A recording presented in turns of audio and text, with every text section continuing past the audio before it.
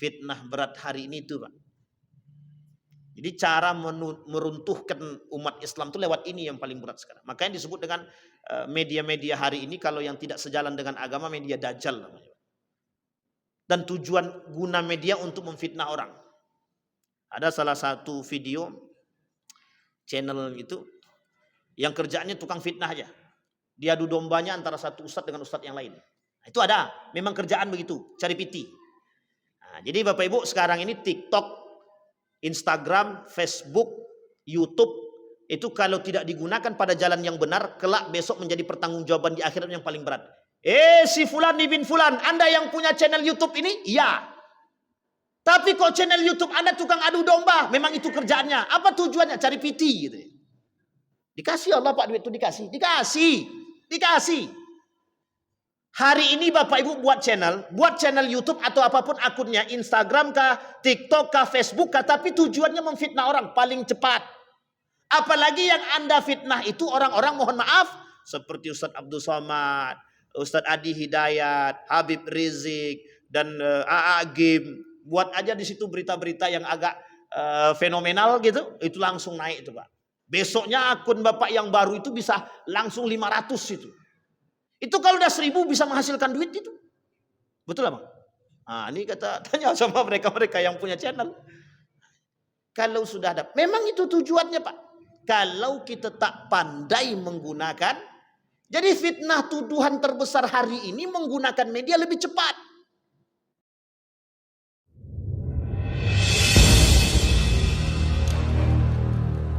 Bismillahirrahmanirrahim.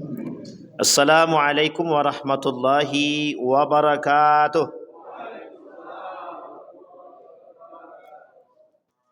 Alhamdulillahi rabbil alamin. Alhamdulillahilladzi hadana li hadza wa ma kunna linahtadiya laula an hadanallah. Asyhadu an la ilaha illallah wahdahu la syarika lah wa asyhadu anna Muhammadan abduhu wa rasuluh la nabiyya ba'd. Allahumma salli wa sallim wa barik ala hadzal nabiyil karim. Allahumma salli ala Muhammad wa ala ali Muhammad fil alamin innaka Hamidum Majid. Ya ayuhan nasu taqu rabbakumul ladzi khalaqakum min nafsin wahidah wa khalaqa minha zawjaha wa batha minhuma rijalan katsiran wa nisaa wattaqullaha alladzi tasaaluna bihi wal arham innallaha kana 'alaikum raqiba. Puji syukur kehadirat Allah atas limpahan rahmat dengan mengucapkan alhamdulillahirabbil alamin. Bersalawat kepada Nabi dengan mengucapkan Allahumma salli ala Muhammad wa ala ali Muhammad fil alamin innaka Hamidum Majid. Kita ucapkan barakallahu fikum. Kita ucapkan semoga Allah memberikan keberkahan kepada kita semua, terutama bagi Bapak Ibu yang berpuasa, yang masih berpuasa Syawal, insyaallah mudah-mudahan keberkahan Ramadan dan keberkahan Syawal Allah berikan kepada hamba-hamba yang dicintai oleh Allah. Amin ya rabbal. Insyaallah kita semua husnul khatimah. Amin ya rabbal alamin. Baik Bapak Ibu sekalian yang berbahagia, bagaimana kabar, sehat semua? Alhamdulillah. Masih pengen ketemu dengan Ramadan? Masya Allah. Ada hadis tapi dhaif, tapi sebagian ulama bilang hadis ini tidak dhaif. Ini tidak hadis gitu ya. Tapi sebagian lagi bilang hadis. Lau ya'lamu ummati ma fi Ramadan la takuna as-sanatu kulluha Ramadan. Kalau umatku tahu apa yang mereka dapatkan di dalam Ramadan, mereka akan berharap dalam doa mereka semua bulan itu Ramadan. Sebagian ulama bilang hadis ini dhaif, sebagian ulama bilang hadis ini palsu. Dan sebagian yang lain mengatakan bahwa hadis ini mungkar, tertolak. Tapi apapun itu, baik dia mungkar, palsu dan lain sebagainya, setidaknya kita merasakan keberkahan puasa Ramadan. Masalahnya nanti apakah itu hadisnya itu tertolak dan lain sebagainya, kita hanya melihat bahwa di dalam Ramadan itu betul-betul adanya keberkahan yang Allah tampakkan. Insyaallah mudah-mudahan dipertemukan kembali di tahun yang akan datang. Amin. Baik Bapak Ibu sekalian yang berbahagia, di malam hari ini Saya ingin coba sedikit mengangkat beberapa poin dari Al-Quran. Kita akan coba bukan mengkuliti, mengambil satu kalimat di dalam Al-Quran yang kita akan lihat dari ayat-ayatnya itu dengan makna-makna yang berbeda. Oleh para ulama ini disebut dengan kajian lafzul Quran. Nah, tapi malam hari ini kita tak sampai pada derajat itu sih, kita ingin petik saja kalimat-kalimat tersebut. Di dalam Al-Quran itu ada kalimat tentang fitnah. Judulnya, nama kalimatnya fitnatun. Apa namanya Bapak Ibu? Fitnah. Jangan dipahami dulu fitnah itu seperti yang ada dalam benaknya Bapak Ibu. Nah, karena di dalam Al-Quran kalimat fitnah ini maknanya banyak. Nanti mana yang sesuai dengan kita? Kita lihat nanti. Allah berkata di dalam Al-Quran, وَقَاتِلُوهُمْ hatta la takuna fitnah. Bunuhlah mereka. Jangan sampai mereka itu jadi fitnah. Makna fitnah di sini artinya berbeda dengan makna yang kita sebut. Di dalam ayat yang lain Allah bilang begini, kata Allah, فَلْيَحْذَرِ الَّذِينَ يُخَالِفُونَ عَنْ أَمْرِهِ أَنْ تُصِيبَهُمْ فِتْنَةً. Dengan makna yang lain nanti kita rincikan. Dari sekian banyak ayat Al-Quran tentang fitnah, pertanyaannya apa yang disebut dengan fitnah? Allah baginda Nabi Muhammad SAW melafazkan satu doa yang sangat populer. Allahumma inni a'udzubika min azabi jahannam wa azabil qabr wa min fitnati al-mahya wa min fitnati al-mamat wa min fitnati masihid. Itu ada berapa banyak kalimatnya? Satu, azab jahannam. Ya Allah, jauhkan kami dari azab jahannam. Ini sering-sering minta Pak, kalau bisa setiap sholat itu. Jadi gini, di tahiyat terakhir itu sebelum salam itu doanya itu. Nah, itu doanya itu dalam hadis yang sahih itu doanya itu. Doanya itu adalah, ya Allah jauhkan kami dari azab jahannam, azab kubur, fitnatil mahya wal mamat wa fitnati masihid dajjal. Ada 5 di situ doanya. 1 dijauhkan dari azab jahannam. Itu Allah sebut di dalam Al-Quran surat Al-Furqan. Kata Allah di dalam Al-Quran itu, dalam surat Al-Furqan itu, wa ibadur rahman alladzina yamshuna 'alal ardi hauna wa idza khatabahumul jahiluna qalu sama walladzina yaquluna rabbana isrif 'anna 'adzaba jahannam inna 'adzabaha kana gharama. Kata Allah dalam Al-Quran, ya Allah, hai Muhammad, berdoalah kalian seperti ini, ya Allah jauhkan kami dari azabnya neraka jahanam. Sesungguhnya azab neraka jahanam itu pedihnya bukan main. Nah, itu dia. Jadi jangan pernah membayang, tapi insya Allah yang hadir nih haram neraka jahanam untuk membakar jasad Bapak Ibu semua. Amin.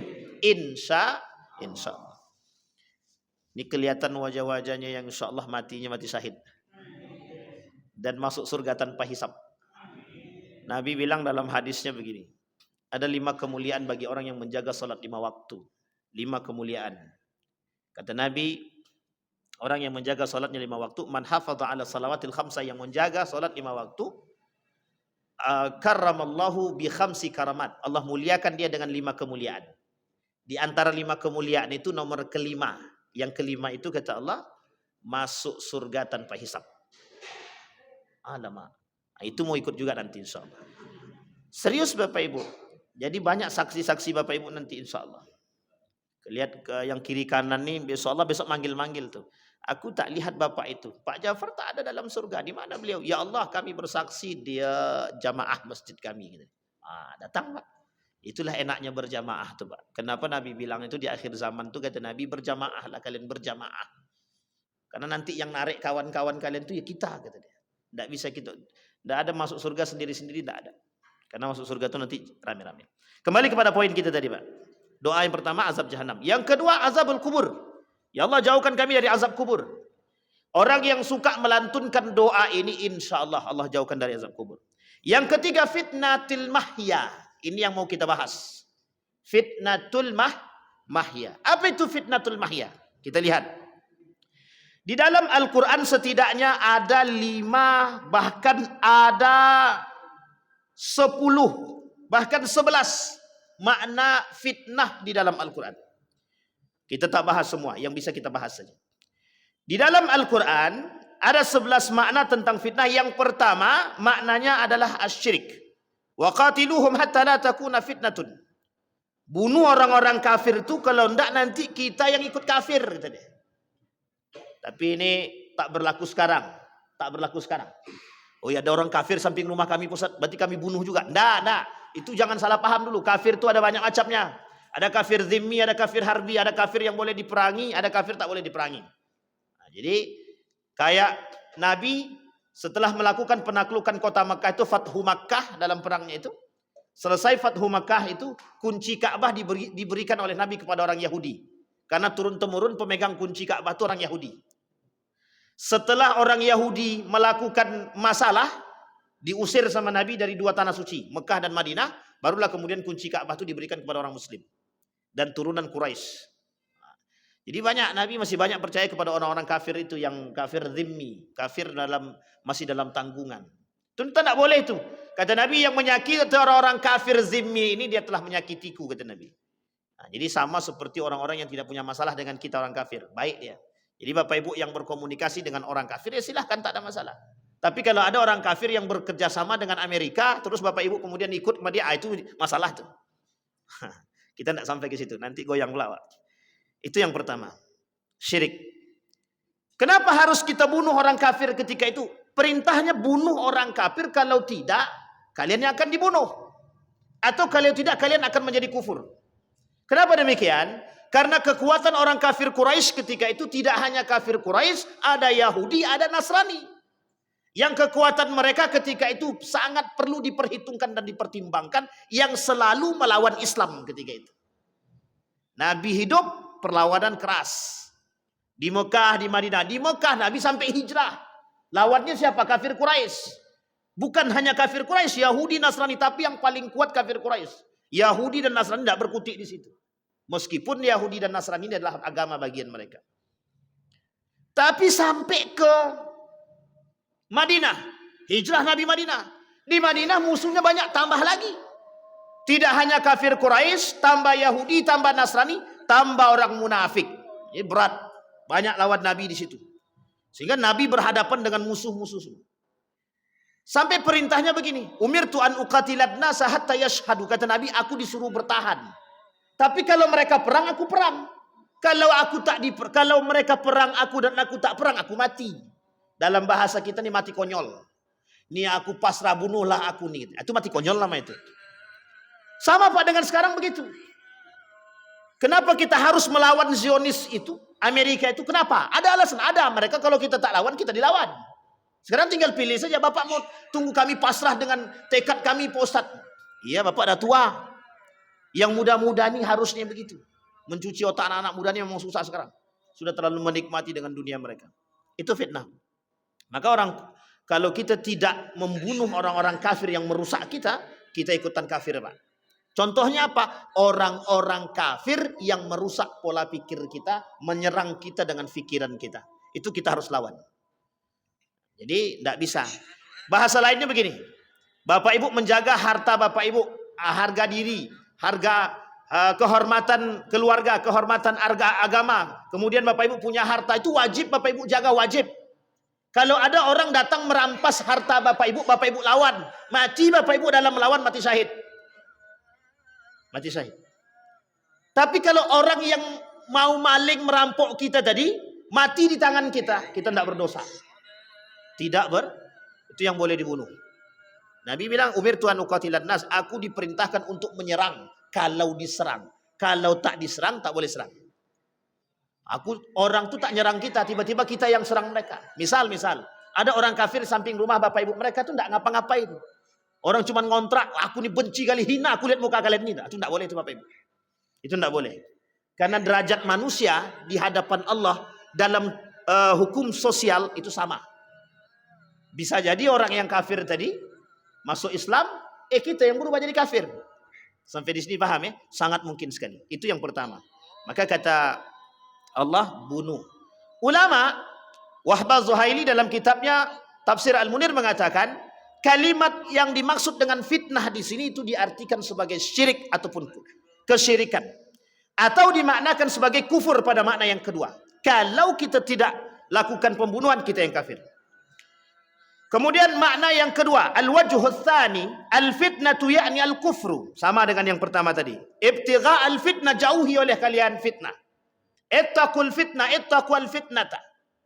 Jauhi oleh kalian, kata Allah, fitnah. Kalau tidak, dia akan masuk pada diri kalian. Kita ambil contoh. Ini mohon maaf. Perlu iman yang kuat ketika berdiskusi dengan orang kafir. Perlu iman yang kuat. Jadi gini, ini cerita nyata dari Ustaz Adi Hidayat. Kata Ustaz Adi Hidayat, satu ketika ada seorang pemuda sekolah di tempat non muslim. Berjalan 1 bulan, 2 bulan, 3 bulan, dan dia berbaur dengan teman-teman muslim. Pada bulan yang terakhir, anaknya datang ke rumah orang tuanya cuma mau pamit. Pak, Bu, pamit, saya mau pindah agama, katanya. Coba bayangkan. Itu lingkungan tuh pengaruhnya besar, Pak. Pengaruh lingkungan tuh besar. Jadi pandai-pandai kalau dalam berbaur nih dan bergaul dan bermuamalah, pandai-pandai jaga iman. Kalau tidak goyang kita, Pak, akidah kita. Kalau tak kuat kita punya akidah, anak-anak kita goyang, Pak, goyang. Misionaris itu punya banyak cara untuk membuat orang-orang Islam ini keluar daripada Islam. Itu misionaris punya misi. Memang misinya itu bagaimana mengkafirkan kita, memurtadkan kita itu, sehingga terselamatkanlah. Nah, saya tak mau bahas itu, tapi terlalu panjang nanti. Baik, al-wajhul tsalis, yang ketiga. Nah, ini poin pentingnya. Makna yang ketiga, arti fitnah di dalam Al-Quran yang ketiga itu adalah bala'ud. Apa artinya bala', Bapak Ibu? Bala, bencana. Arti bala, bencana ini ada 2 makna yang tersembunyi. Makna yang pertama, ketika kita berhadapan dalam keadaan hidup kita saat ini yang disebut oleh Nabi dalam doa itu fitnatul mahya itu ini. Fitnatul mahya, fitnahnya kehidupan. Apa fitnah kehidupan itu? Manusia berseliweran, Pak, hidup semua. Banyak fitnah kehidupan tuh banyak, Pak. Anak, istri, harta, semua tuh fitnah. Fitnah bagi kita, sangat fitnah. Allah sebut dalam Al-Quran, inna auladakum wa azwajakum fitnah. Dalam kalimat yang lain, inna auladakum wa amwalakum fitnah. Anakmu, istrimu, hartamu fitnah. Pertanyaan fitnah ini apa? Diartikan 2. 1 balak, bencana. Yang kedua ujian. Bapak Ibu pilih yang mana? Yang pertama apa yang kedua? Bala atau ujian? Kedua-duanya, Pak. Tidak bisa. Karena kebaikan dan keburukan itu fitnah. Kata Allah, sesungguhnya kebaikan dan keburukan itu adalah fitnah. Kita ambil contoh begini. Contoh daripada fitnah yang kehidupan yang ada pada diri kita hari ini. Ketika Bapak Ibu, mohon maaf, punya anak, tapi anaknya tidak sholat. Itu fitnah tidak kira-kira? Arti fitnah ini apa? Bencana atau ujian? Dua-duanya. Kalau Bapak Ibu sudah ajarkan dia agama, itu bencana berarti. Tapi kalau tidak, itu ujian. Dan dua-duanya bisa masuk, Ustaz. Bisa. Tergantung sudut pandang. Tapi bagaimana caranya kalau kita pandang sebagai ujian? Tujuan Allah untuk menguji orang beriman. Ahasiban nas, kata Allah. Apakah kalian mengira kalian tidak akan diuji? Tidak mungkin. Orang beriman pasti akan diuji. Makanya kalau kita punya masalah, baik anak, istri. Istri aku nih, Ustaz, sama sekali sukanya membantah kalimat aku, gitu deh. Begitu juga sebaliknya. Ustaz, kata istrinya, suami aku nih malas sekali kerja, Ustaz. Itu kan ujian semua itu, Pak. Istrinya baik, sering ke masjid, suami tidak pernah ke masjid. Atau sebaliknya, suaminya rajin ke masjid, istrinya tak pakai kerudung. Tapi ada yang unik. Istrinya rajin ke masjid, suaminya rajin ke masjid, tidak punya anak. Tapi ada sebaliknya Pak, punya anak soleh, rajin ke masjid, bapak ibunya nggak ke masjid. Bapak ibunya ke masjid, anaknya nggak ke masjid. Tapi ada yang lain, ada bapak ibunya ke masjid, suaminya ke masjid, istrinya ke masjid, anaknya soleh. Tahu-tahu suaminya nikah lagi. Ujian juga. Fitnah juga ya kan Bu? Kata ibu belakang iya kata. Sunnah kata. Oh itu nanti tidak ujian tuh kata beliau. Ayo itu pandai-pandai lah mana itu. Mau yang sanggup ya silahkan, yang tidak sanggup jangan coba-coba berkomentar. Itu yang kita takutkan itu sebenarnya. Tapi Bapak Ibu, ini semua kehidupan begitu. Kata Allah di dalam Al-Quran, tergantung pola pikir atau cara pandang orang beriman. Kalau dia orang beriman, rajin sholatnya, suami istrinya rajin, tapi kok dapat anak yang tidak benar. Lihat, itu ujianmu.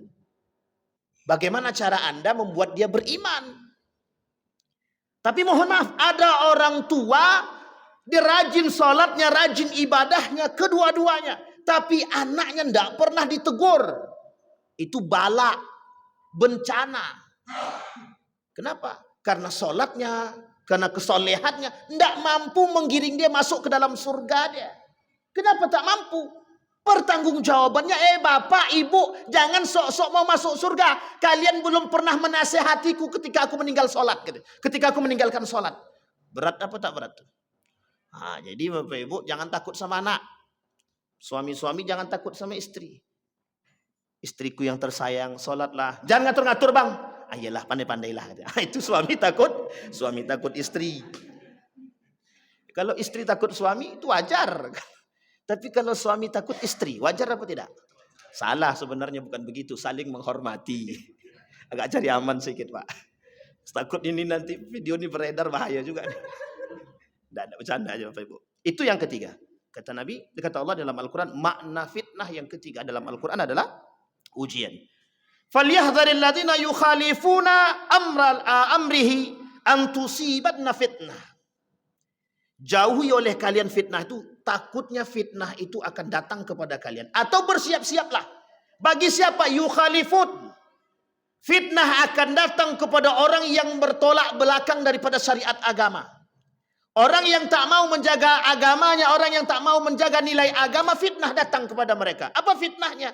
Dua, cobaan, ujian, satu lagi bala, bencana. Baik Bapak Ibu.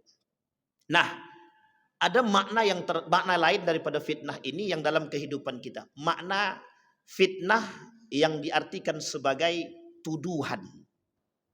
Pernah dengar ya Bapak Ibu? Makna fitnah diartikan sebagai tuduhan. Itu bagian daripada fitnatul mahyah. Fitnah kehidupan. Bapak Ibu tidak mencuri dituduh mencuri. Ada orang tidak korupsi dituduh? Bukan dituduh, memang dipaksakan. Anda kalau kenapa Pak? Oh target. Bapak lebih paham. Saya nak kasih kata itu agak terlalu vulgar betul kan? Jadi memang ada tapi bayangkan apa kata Nabi dalam hadisnya gini. Man kanat lahu mazlamatun li akhi, man kanat indahu mazlamatun li akhihi falyatahallalhu minhu qabla an yakuna dinar wala dirham. Apa kata Nabi dalam Al-Quran? Hei orang-orang yang punya kezaliman melalui fitnah lisan yang mereka gunakan kepada saudara mereka, falyatahallalhu minhu. Ini salah satu dalil daripada halal bihalal. Tahu Bapak Ibu halal bihalal? Sudah selesai? Masih ada. Sawal bisawal. Halal bihalal. Kenapa tak haram biharam aja gitu? Nah, ini halal bihalal. Ini Pak, kalimat halal bihalal ini oleh Buya Hamka, itu cara menerjemahkannya sangat unik. Tidak ada manusia yang tak berdosa terhadap saudaranya. Datang kalian minta halalkan. Ternyata Nabi katakan, yang punya dosa sama saudara, jangan pernah kalian berharap masuk surga sebelum minta dihalalkan. Maksudnya bukan minta dinikahkan Pak ya, minta dihalalkan di sini. Ridwan, kemarin aku pernah menyakiti hatimu, memfitnah dirimu. Tolong kau halalkan atau maafkan aku. Itu kalimatnya Pak. Makanya tradisi maaf-maafan itu bukan tradisi sembarangan.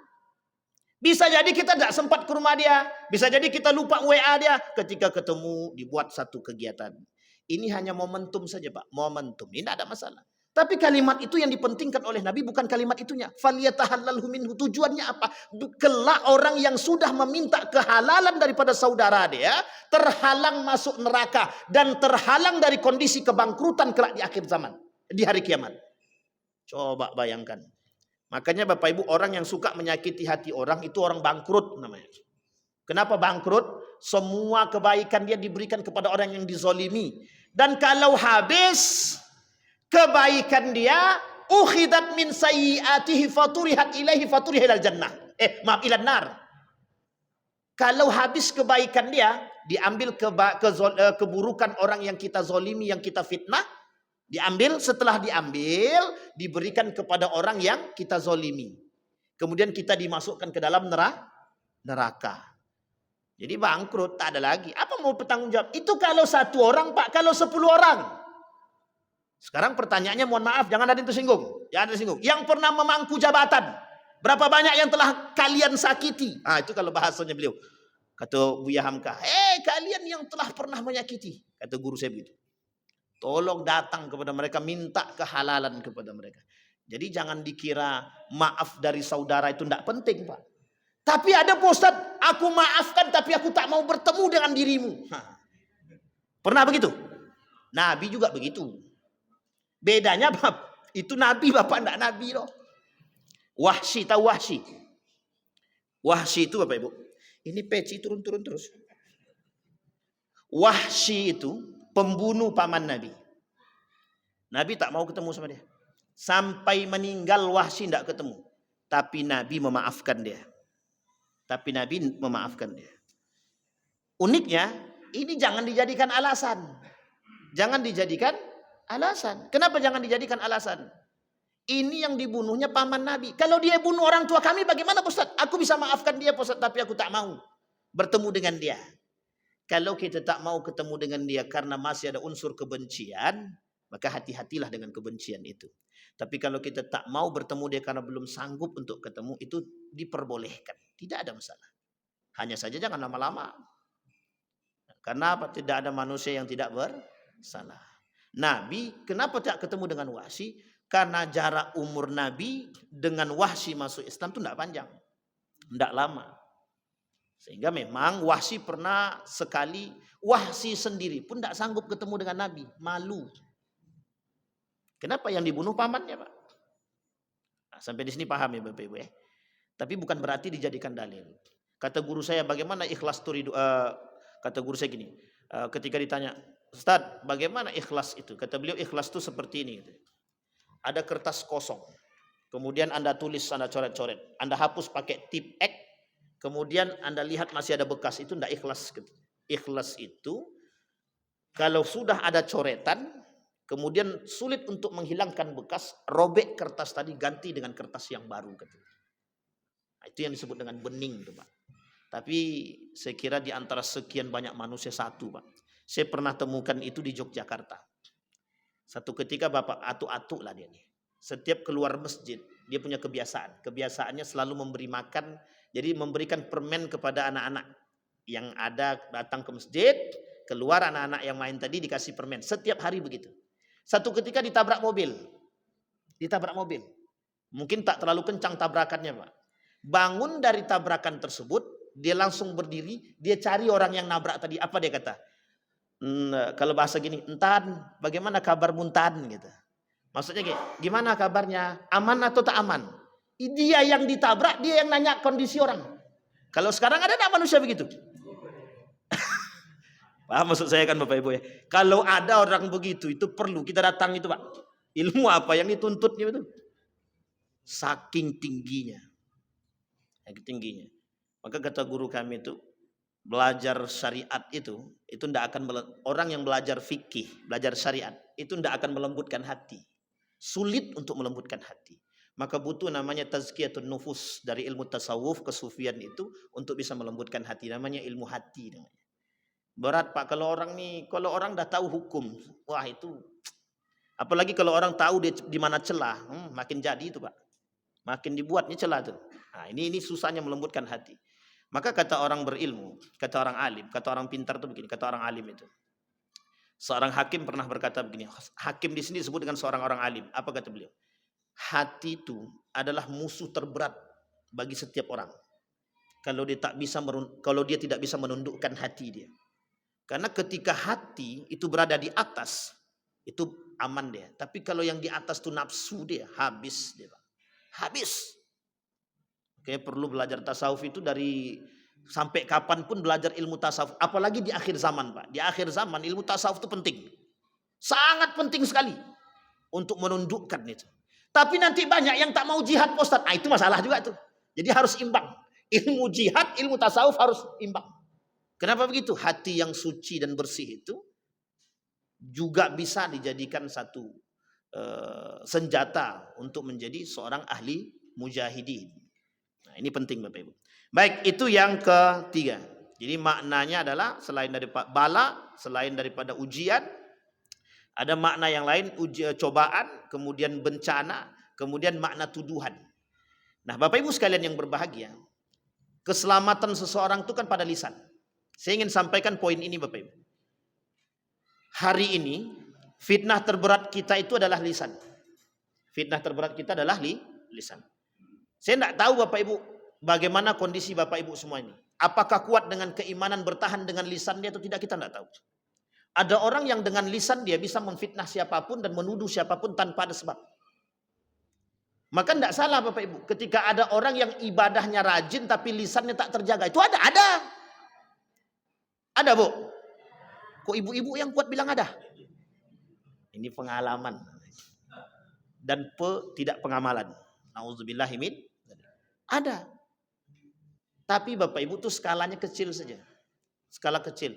Skala kecil tapi dampaknya besar. Tapi perhatikan sekarang. Bagaimana kalau media-media yang di depan ini pandai memanipulasi? Bagaimana kalau media-media ini bisa memanipulasi? Kira-kira yang mendengarkan banyak apa sedikit? Misal. Bisa enggak saya katakan? Ini contoh ya. Ini kalau dipotong bahaya juga nih. Contohnya begini. Saya bilang Pak Ja'far itu Syiah. Misal saya bilang, atau Pak Ja'far belakang ini. Kalau yang cuma di dalam masjid ini yang mendengar, itu tinggal maju saya ke depan dan saya klarifikasi. Pak Ja'far tidak Syiah. Selesai atau tidak? Sekarang pertanyaan bagaimana klarifikasi dengan begini. Yang nonton misal 2000. Ya kalau orangnya yang nonton besok sama. Kalau orangnya nonton beda? Coba bayangkan. Fitnah berat hari ini itu Pak. Jadi cara meruntuhkan umat Islam itu lewat ini yang paling berat sekarang. Makanya disebut dengan media-media hari ini kalau yang tidak sejalan dengan agama media dajjal namanya. Dan tujuan guna media untuk memfitnah orang. Ada salah satu video channel itu yang kerjaannya tukang fitnah aja. Dia adu dombanya antara satu ustadz dengan ustadz yang lain. Nah, itu ada, memang kerjaan begitu, cari piti. Nah, jadi Bapak Ibu sekarang ini TikTok, Instagram, Facebook, YouTube itu kalau tidak digunakan pada jalan yang benar, kelak besok menjadi pertanggungjawaban di akhirat yang paling berat. Si Fulan bin Fulan, Anda yang punya channel YouTube ini? Iya. Tapi kok channel YouTube Anda tukang adu domba? Memang itu kerjaannya. Apa tujuannya? Cari piti gitu. Dikasih Allah Pak duit itu dikasih. Dikasih. Hari ini Bapak Ibu buat channel YouTube atau apapun akunnya, Instagram kah, TikTok kah, Facebook kah, tapi tujuannya memfitnah orang paling cepat. Apalagi yang Anda fitnah itu orang-orang mohon maaf seperti Ustadz Abdul Somad, Ustadz Adi Hidayat, Habib Rizik dan AA Gim. Buat aja di situ berita-berita yang agak fenomenal gitu, itu langsung naik itu Pak. Besoknya akun Bapak yang baru itu bisa langsung 500 itu. Itu kalau udah 1000 bisa menghasilkan duit itu. Betul Bang? Nah, ini tanya sama mereka yang punya channel. Kalau sudah ada, memang itu tujuannya Pak. Kalau kita tak pandai menggunakan, jadi fitnah tuduhan terbesar hari ini menggunakan media lebih cepat. Itu sekarang. Bayangkan ketika dahulu keberhasilan Amerika memanipulasi dunia dengan media cetak. Coba. Itulah yang dilakukan oleh Yahudi hari ini. Dan Israel untuk memanipulasi dunia. Coba bayangkan. Sudah tertipu belum kita nih? Sudah. Kita nih manusia yang tertipu. Siapa yang menipu kita? Israel dan Yahudi. Dari mana sekian banyak, Pak? Baik filmnya, pendidikannya, makanannya, kesehatannya, semuanya, Pak. Kita ditipu. Media. Waktu itu belum seperti ini medianya, Pak. Media cetak.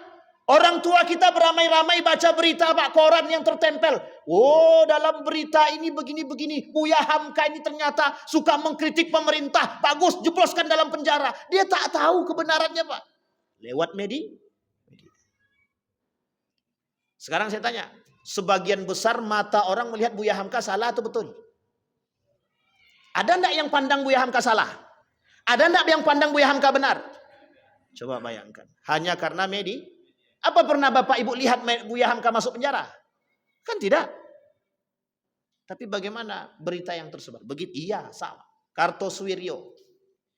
Kita tahu bahwa Kartosuwiryo itu pendiri DII. Daulah Islam Indonesia. Atau bahasa lainnya Negara Islam Indonesia lah. Tapi pernahkah kita tahu siapa Kartosuwiryo itu? Harus, Pak. Begitulah.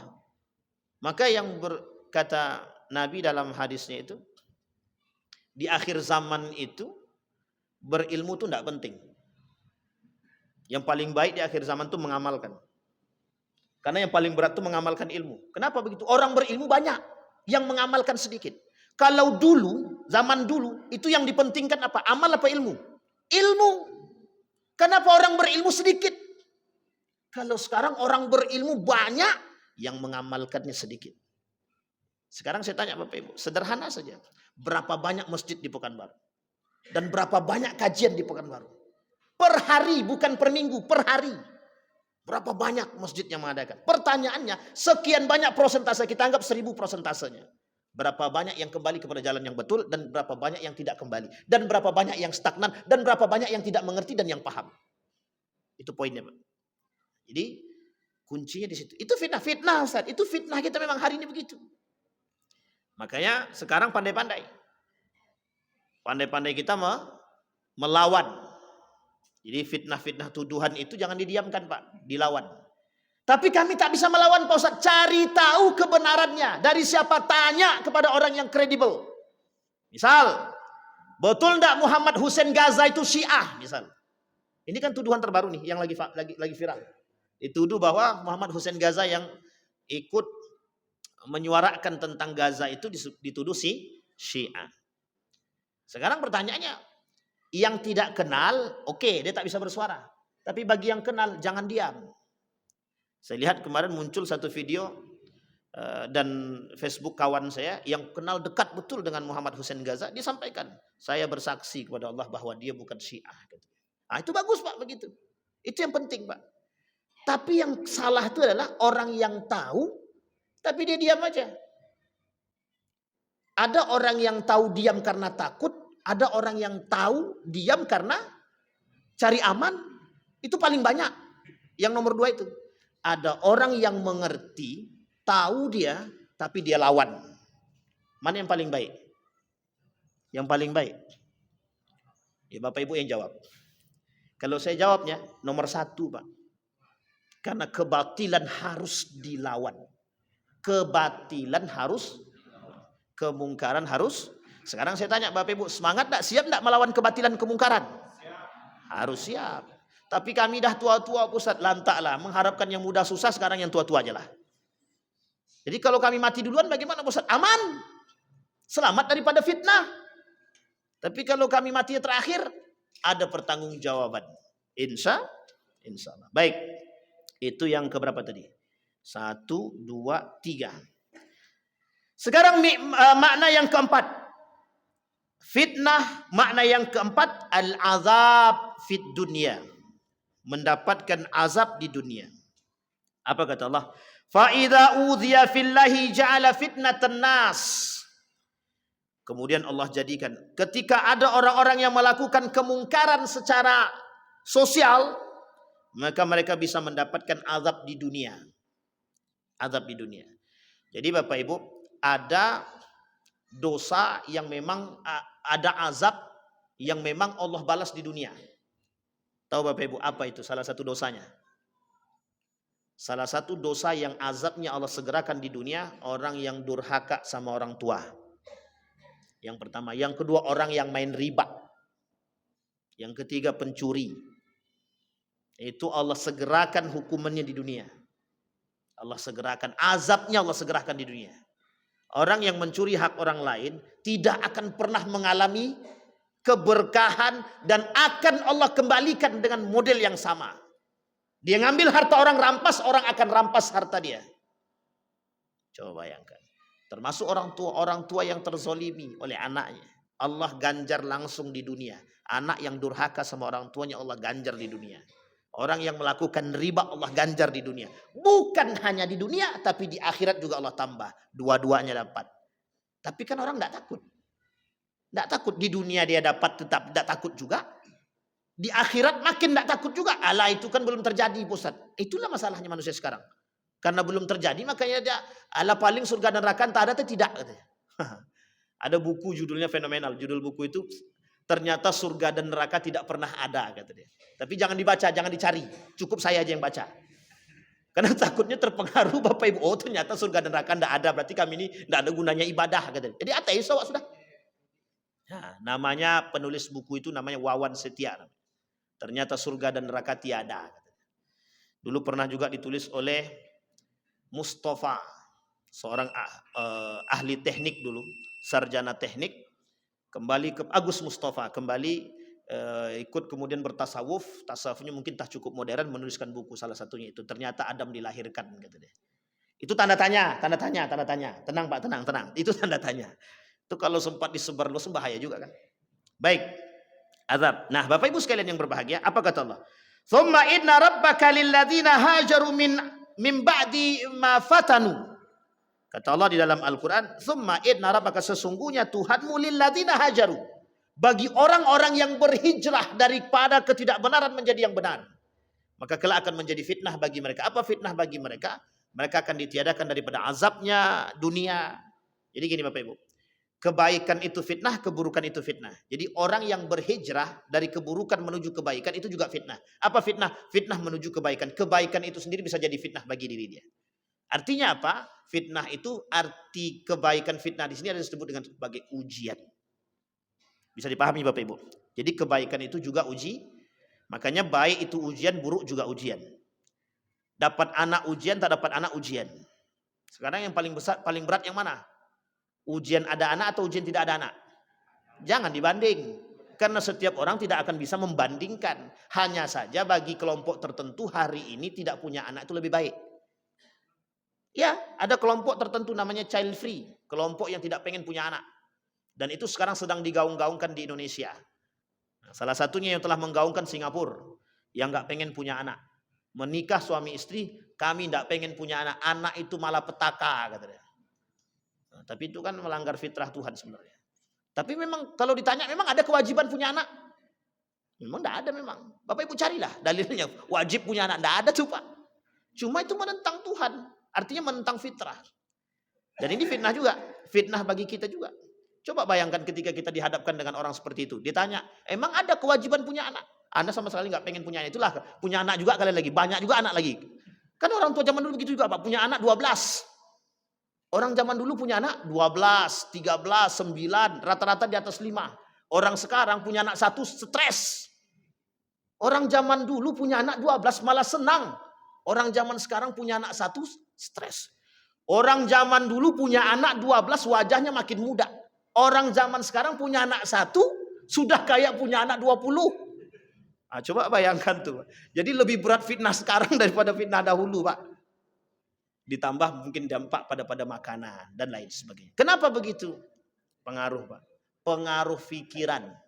Orang zaman dulu menganggap anak itu rezeki. Orang zaman dulu menganggap anak itu keberkahan. Orang zaman sekarang anak itu malah petaka, menjadi beban, menambah menguras rezeki dan lain sebagainya. Siapa yang mengatakan begitu kepada kita? Kaum liberal Pak. Dari program apa? 2 saja cukup. KB. Saya tak salahkan KB. Tapi kalau KB itu mengatakan lebih baik daripada punya anak yang lain, itu salah. Ini yang membuat kita hari ini begitu. Tahu Bapak Ibu kenapa Israel, Yahudi pengen menghancurkan umat manusia? Karena pada akhirnya nanti manusia itu ingin mereka kecilkan. Yang banyak jadi sedikit. Nah itu tugas Yahudi sekarang. Jadi kerjaan Yahudi sekarang itu cuma dua. Memiskinkan dan membuat jumlah manusia semakin sedikit. Bukan semakin banyak. Nah, itu yang kita lawan sekarang. Jadi kita ini sekarang sedang serius Ustaz. Serius betul. Jangan dianggap main-main. Jangan dianggap main-main. Nah, kapan waktu kalau kita ketemu kita sampaikan karakternya kaum-kaum Yahudi itu Pak. Biar Bapak tahu sejarah pembangkangan, pengkhianatan mereka itu. Wah itu Masya Allah. Nah, ini kalau kita teruskan panjang ceritanya. Sampai 1, 2, 3, 4. Yang keempat tentang azab fid dunia. Allah segerakan. Apa maksud fitnah di sini? Makna fitnah di sini adalah azab bagi siapa? Bagi mereka yang melakukan kezaliman terhadap manusia, baik kepada orang tua ataupun kepada sesama manusia, Allah segerakan azab mereka. Bapak Ibu sekalian yang berbahagia, dari poin ini Bapak Ibu, kita sama-sama jaga. Semua yang Allah berikan kepada kita ini adalah ujian. Ini yang disebutkan oleh Nabi dalam hadisnya fitnatul mahya, ujian kehidupan atau fitnah kehidupan. Semua yang berada di tangan kita menjadi fitnah. Hanya saja orang beriman harus kuat menjaganya. Itulah kuncinya. Iman. Kembali kepada Al-Quran dan Sunnah dengan cara yang baik. Insya Allah Allah kokohkan iman kita. Allah kuatkan. Allahumma thabbit qulubana 'alal iman. Allahumma tahhir qulubana bil iman. Fa'tabiru ya ulil absar la'allakum tuflihun. Assalamualaikum warahmatullahi wabarakatuh.